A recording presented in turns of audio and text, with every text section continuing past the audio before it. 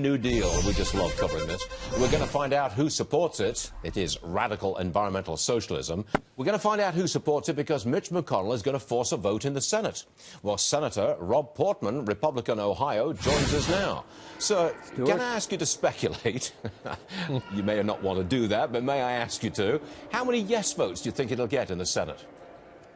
Oh, gosh. I don't know because we haven't seen what the details are. I mean, when you listen to the resolution, as they call it, I don't think it gets many votes at all because it would raise prices considerably for families I represent across Ohio. About 80% of our electricity in Ohio is generated by fossil fuels of one kind or another, and we're making progress on reducing emissions. By the way, our emissions in the United States of America are the lowest they have been since 1992.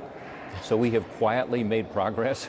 While other countries have sort of pounded their chest and made a big deal of these international agreements, we're quietly using more energy efficiency, doing the things that actually reduce the carbon footprint, as people call it. So, well, I don't know. I think this goes in the opposite direction. I guess I asked the question because I think this Green New Deal and this resolution that there is going to be a vote on, I honestly think it's an embarrassment for the Democrats.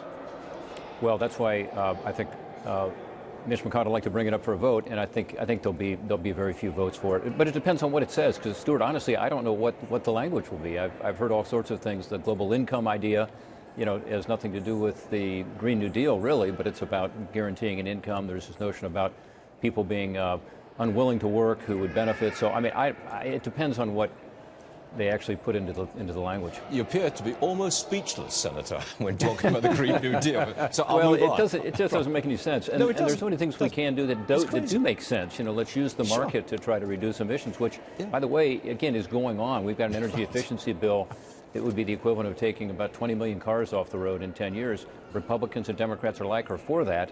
More efficiency is good for our economy. It's good for many of the businesses that plug into your show and watch you, because they can be more competitive globally with Japan and Europe and other places that have more energy efficiency. So there are things you can do that actually make a difference. Yes.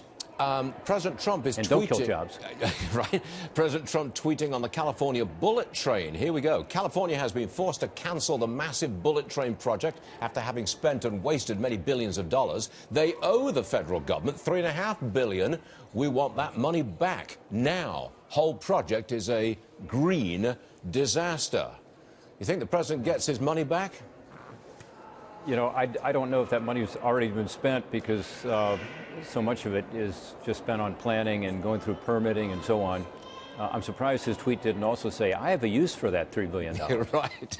It's called a border wall, I believe. Exactly. Real fast, let me move on to this, the deal scheduled for, the vote, I should say, scheduled for later on today on this, the deal to keep the government running. I believe you said earlier that it will get the 60 votes that it needs in the Senate. Will it get the 60? I think so. I mean, we, again, don't know what's in it yet, because at the last minute, sometimes people try to put things into these large pieces of legislation. I hope no one does that. I mean, let's keep this as clean as possible.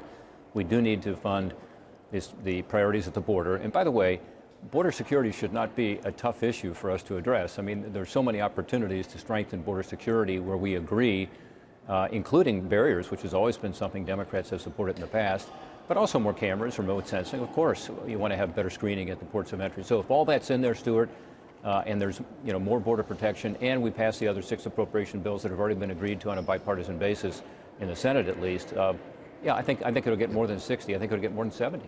Senator Portman, we've been all over the place this morning, but you've gone with us, and we appreciate that. So Stuart, always great to be on with you. Well, thanks for taking time out. Thank you. Appreciate it.